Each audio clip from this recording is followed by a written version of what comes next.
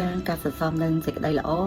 ពីអតីតជាតិមកដូច្នេះកុំមើលងាយបនថាបនមិនឲ្យផលឬមួយក៏បននឹងតិចតួចណាស់បនតិចក៏ដោយក៏ជាបនដែរអ្នកខ្លះគាត់មានដល់បច្ចុប្បន្នគាត់មិនដឹងគុណបនទេអ្វីដែលគាត់មានហ្នឹងគាត់មិនដែរនឹកអរគុណដល់បនពីអតីតជាតិដែលគាត់បានសន្សំមកទេ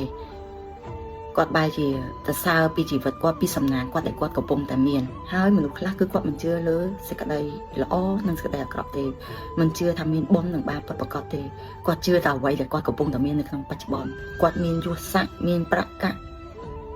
ដែលគាត់សោយនៅសម្បត្តិដែលគាត់មានហ្នឹងសុទ្ធតែបុណ្យដែលគាត់បានសាងមកពីអតីតជាតិតែគាត់ខ្លួនឯងអត់មានត្រេកអរនឹងអ្វីដែលគាត់ថាជាបុណ្យនេះគាត់បែរជាត្រេកអរថា